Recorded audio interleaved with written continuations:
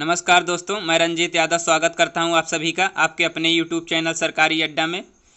तो दोस्तों, हमारा बहुत ही महत्वपूर्ण टॉपिक चल रहा था वर्णमाला, जिसमें हमने स्वर को कंप्लीट कर लिया था और आज व्यंजन को कंप्लीट करने का काम करेंगे। तो सबसे पहले आप लोग हेडिंग लगा लीजिएगा व्यंजन। तो सबसे पहले जानेंगे व्यंजन कहते किसे हैं। तो दोस्तों, ऐसे वर्ण जिनका उच्चारण स्वतंत्र नहीं होता है, यानी कि जिन उच्चारणों में स्वरों की सहायता से किया जाता है, यानी कि जिनका उच्चारण स्वरों की सहायता से किया जाता है, उसे व्यंजन कहते हैं। क्या कहते हैं? व्यंजन कहते हैं। हम बात करेंगे कुल व्यंजनों की संख्या कितनी होती है। तो दोस्तों, हिंदी में कुल व्यंजनों की संख्या जो है 33 होती है। कितनी होती है? 33 होती है। अब आप लोग हेडिंग लगाएंगे व्यंजन के भेद। व्यंजन के भेद। व्यंजन के 4 भेद होते हैं: स्पर्श व्यंजन, अंतस्थ व्यंजन, ऊष्म व्यंजन, संयुक्त व्यंजन। तो हम लोग सबसे पहले स्पर्श व्यंजन को पढ़ने का काम करेंगे। ओके,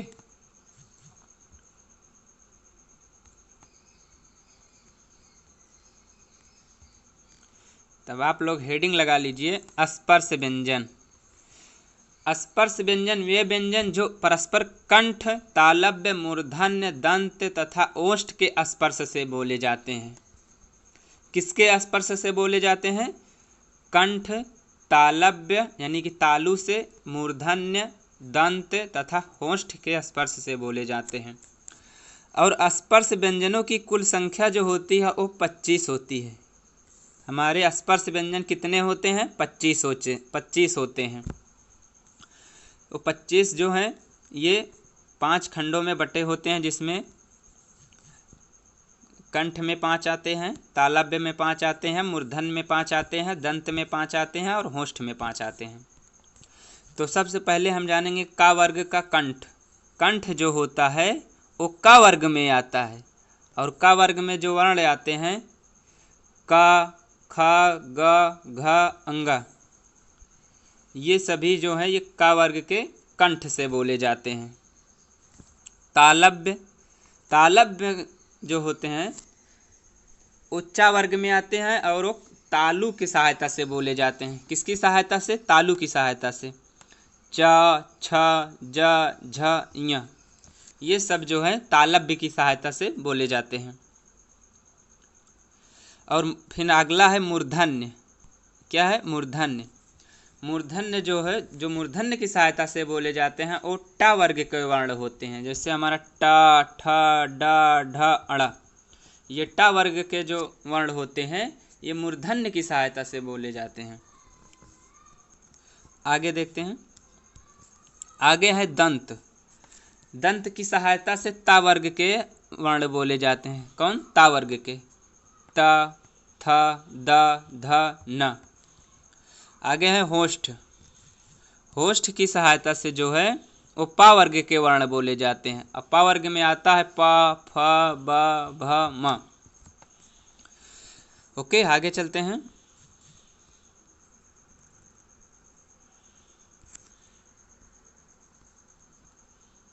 आगे है हमारा अंतस्थ व्यंजन। कौन सा? अंतस्थ व्यंजन। अंतस्थ व्यंजन किसे कहते हैं? यानी कि जिन वर्णों का उच्चारण स्वरों व व्यंजन के बीच जो तालव्य, मूर्धन्य, दंत और होष्ठ के स्पर्श से बोले जाते हैं उन्हें अंतस्थ व्यंजन कहते हैं। क्या कहते हैं? अंतस्थ व्यंजन। किन वर्णों को? जिन वर्णों का उच्चारण जो है स्वर और व्यंजनों के बीच किया जाता है। तो आगे देखते हैं इनकी संख्या कितनी होती है। इनकी संख्या जो है दोस्तों वो 4 होती है। कितनी होती है? 4 होती है। कौन कौन सी होती है? या, र, ल, व, ये 4 जो है अंतस्थ व्यंजन होते हैं। या जो है ये तालु की सहायता से या बोला जाता है। किसकी सहायता से? तालु की सहायता से या बोला जाता है। और मूर्धन्य की सहायता से रा बोला जाता है। दंत की सहायता से हमारा ला बोला जाता है। और होष्ठ की सहायता से वा बोला जाता है। ओके, आगे देखते हैं।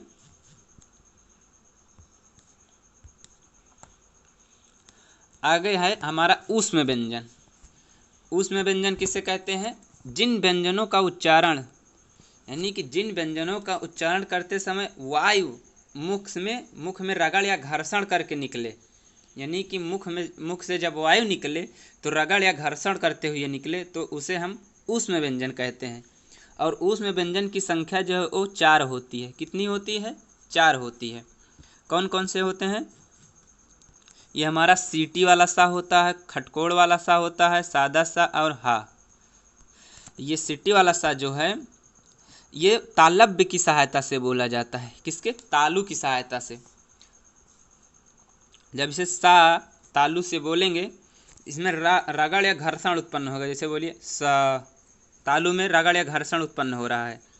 स हा। कंठ में हा बोलेंगे तो कंठ में रगड़ या घर्षण होता है। सा बोलेंगे सादा सा तो दंत में होता है सा।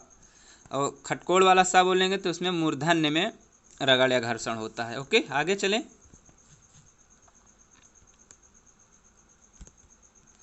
आगे है संयुक्त व्यंजन। कौन सा? संयुक्त व्यंजन। संयुक्त व्यंजन जो है ये 2 व्यंजनों से मिलकर बने होते हैं। कितने? 2 व्यंजनों से मिलकर बने होते हैं। और संयुक्त व्यंजनों की जो संख्या है वो कुल 4 होती है। कितनी होती है? 4 होती है। और ये 2 व्यंजनों से मिलकर बने होते हैं। आगे देखते हैं कौन वो 4 संख्या कौन कौन सी है। तो आप लोग नोट कर लीजिए। छत्र, छ, हमने छत्र बोल दिया, इसके लिए माफ़ी चाहूँगा। छ जो है ये का और सा से मिलकर बना होता है। खटकोड़ वाला सा से मिलकर बना होता है और का में हलंत लगता है। त्रा जो है ये ता प्लस रा से मिलकर बना होता है। इसमें भी ता में हलंत रहेगा, यानी कि प्रथम अक्षर में हलंत रहता है। ज्ञा जो है ये जा और इया से मिलकर बना होता है। इसमें भी जा में हलंत लगा रहता है। स्रा जो है ये भी सा प्लस रा से मिलकर बना होता है। इसमें भी हलंत रहता है पहली अक्षर में। और 2 अन्य हैं जिसे प्रा बोलते हैं हम लोग। ये पा और रा से मिलकर बना होता है।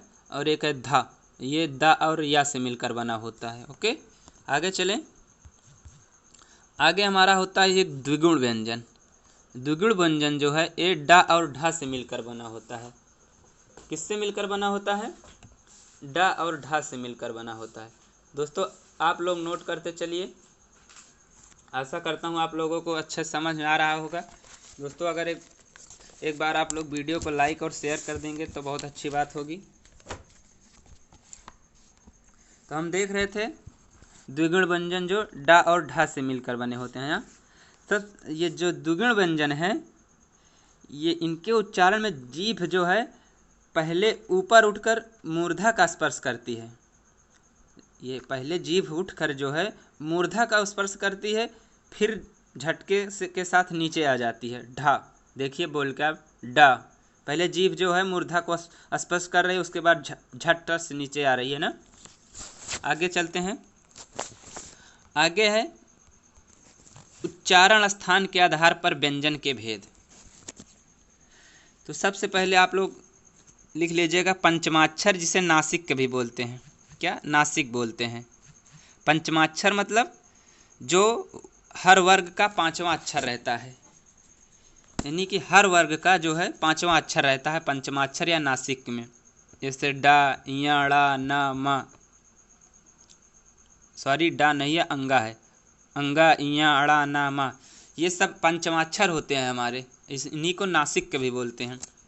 और ला जो है इसे पार्श्विक व्यंजन बोलते हैं। क्या बोलते हैं? पार्श्विक व्यंजन। और हा को काकल बोलते हैं। और रा को लुंठित बोला जाता है। और या और वा जो है इसे अर्धस्वर कहते हैं। क्या कहते हैं? अर्धस्वर। और जो रा वा फा है इसे द्योष्ठ कहते हैं। द्योष्ठ यानी कि दंत और होष्ठ से बोला जाता है ये। और ये संघर्षी व्यंजन हमारे होते हैं। चा, छा, जा, झा, ये 4 जो है हमारे संघर्षी व्यंजन होते हैं। आगे चलें। आगे जा, ज और झा जो हैं ये कठोर वर्ण में आते हैं। किस वर्ण में आते हैं? कठोर वर्ण में आते हैं। और है या और सीटी वाला सा। या और सा जो है ये तालु से बोला जाता है। किससे? तालु व्यंजन होते हैं। और रा जो है ये हमारा मूर्धन्य है। क्या है? मूर्धन्य है। और कुछ वर्ण हैं जो कंठ और मूर्धा से बोले जाते हैं, जैसे छात्र हो, छा हो गया, छा हो गया। ये का प्लस सा से मिलकर बना होता है। का जो है हमारा वो कंठ से बोला जाता है, सा जो है मूर्धा से बोला जाता है, इसीलिए इसे कंठ मूर्धा कहा जाता है। आगे है त्रा। त्रा जो है दंत मूर्धा से बोला जाता है। त्रा जो है ता प्लस रा से मिलकर बना होता है। ता जो है हमारा वो दंत से बोला जाता है, रा जो है वो मूर्धा से बोला जाता है, इसीलिए इसे दंत मूर्धा कहा जाता है। ओके, आगे चलें। अब आप लोग हेडिंग लगाएंगे, उच्चारण के समय वायु की मात्रा के आधार पर व्यंजन के भेद। यानी कि जिनका उच्चारण करते समय वायु निकले, यानी मुख से वायु निकले। सबसे पहले आप लोग लिखिएगा अब अल्प प्राण, फिर महाप्राण। सबसे पहले हम लोग अल्प प्राण को देखने का काम करेंगे।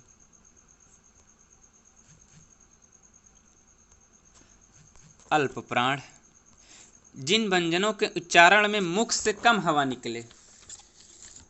क्या हो? जिन व्यंजनों के उच्चारण में मुख से कम हवा निकले, उन ध्वनियों को हम अल्प प्राण कहते हैं। क्या कहते हैं? अल्प प्राण। यानी कि जिनका उच्चारण करते समय मुख से कम ध्वनि निकले।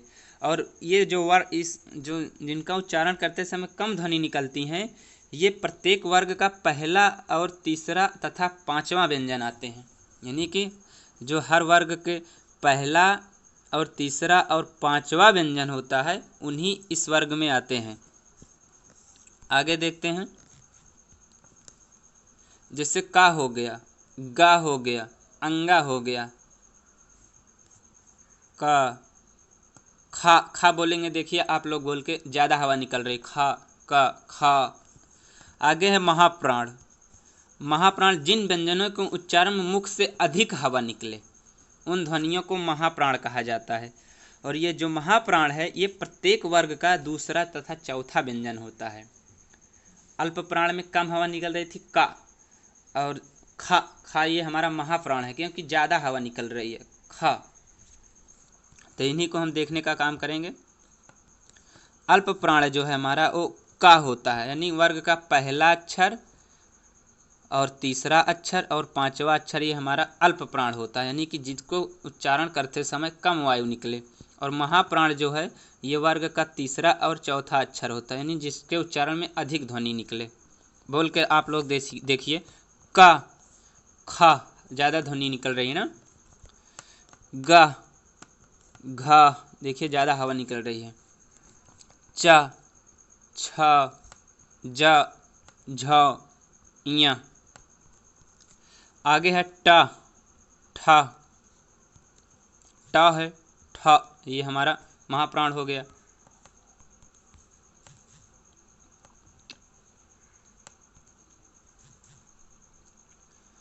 ता, था, दा, धा, न, पा, फा, बा, भा, ज़्यादा ध्वनि निकल रही है भा में। म, कम ध्वनि निकल रही है।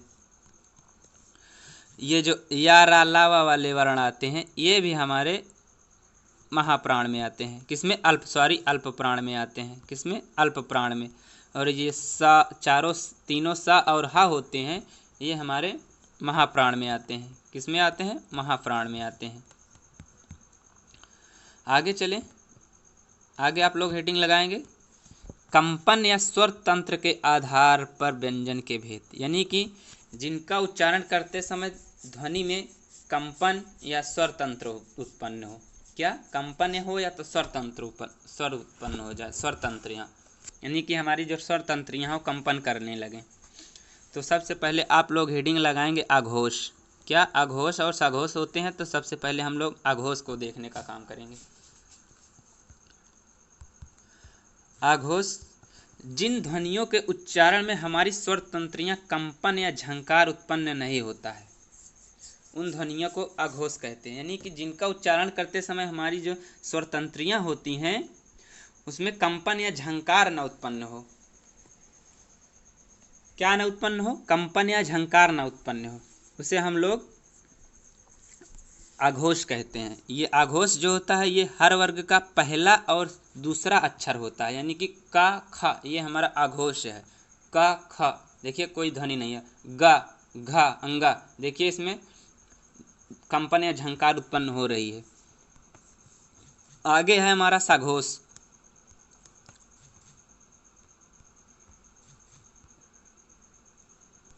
सघोष यानी जिन ध्वनियों के उच्चारण में हमारी स्वर तंत्रियों में कंपन झंकार उत्पन्न हो वे ध्वनियाँ सघोष होती हैं। यानी कि जिनका उच्चारण करते समय जो हमारी स्वर तंत्रियाँ हैं उनमें कंपन या झंकार उत्पन्न हो जाए उन्हें हम सघोष कहते हैं। जैसे ये जो है ये हर वर्ग का तीसरा तथा चौथा और पांचवा वर्ण होता है। जैसे आप लोग का ख ये आघोष और गा घ अंगा ये साघोष होते हैं। इन्हीं को हम देखने का काम करेंगे। क ख ये आघोष हो गए, गा घ अंगा ये साघोष हो गए। देखिए इनको बोलते समय स्वर तंत्रियाँ कंपन कर रही हैं। च छ ज झ ञ, ट ठ ड ढ अण, त थ द ध न, प फ ब भ म। तो दोस्तों आशा करता हूँ आप लोगों को समझ आई होगी वीडियो। दोस्तों अगर वीडियो पसंद आई हो तो एक बार वीडियो को लाइक करेंगे, शेयर करेंगे और चैनल पर पहली बार आए तो चैनल को सब्सक्राइब कर लेंगे, क्योंकि कल हम लोग वर्णमाला का टेस्ट करेंगे, उसके बाद अगला चैप्टर शुरू करेंगे। जय हिंद।